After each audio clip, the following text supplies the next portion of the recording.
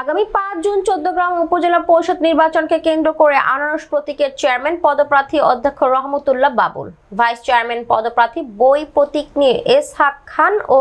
মহিলা vice chairman পদপ্রার্থী কলসি প্রতীক নিয়ে হাজেরা আক্তার ববি সহ ৩ প্রার্থীকে বিজয় করার লক্ষ্যে শুক্রবার বিকেলে চৌদ্দগ্রাম উপজেলা ঘোলপাশা ইউনিয়ন যুবলীগের সভাপতি মাসুম বিল্লার উদ্যোগে শতাধিক অটোরিকশা এবং ১,০০০ লোক নিয়ে ঘোলপাশা ইউনিয়ন দৈনিক বাজার থেকে শুরু করে বিভিন্ন ওয়ার্ডে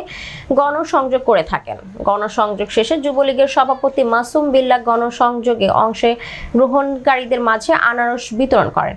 এই সময় মাসুম বিল্লাহ সাংবাদিকদের বিশেষ সাক্ষাৎকারে জানান, চৌদ্দগ্রাম উপজেলা নির্বাচনকে কেন্দ্র করে আমার প্রাণপ্রিয় নেতা সাবেক রেলপথ মন্ত্রী মুজিবুল হক এমপির নির্দেশনা এবং মুজিব ভাইয়ের সমর্থিত প্রার্থী আনারস, বই ও কলসি প্রতীক নিয়ে বিজয় করার লক্ষ্যে আজ হাজারো লোকের উপস্থিতির মধ্য দিয়ে বিভিন্ন ওয়ার্ডে গণসংযোগ করে আসছি। ইনশাআল্লাহ আগামী ৫ জুন মুজিবুল হক এমপির সমর্থিত প্রার্থীকে বিশাল ভোটের মাধ্যমে নির্বাচিত করব। এই সময় উপস্থিত ছিলেন ঘোলপাশা ইউনিয়ন পরিষদের সাবেক UP member Ramiz Uddin, UP member Belal Hossain সহ ছাত্রলীগের বিভিন্ন নেতৃবৃন্দ উপস্থিত ছিলেন।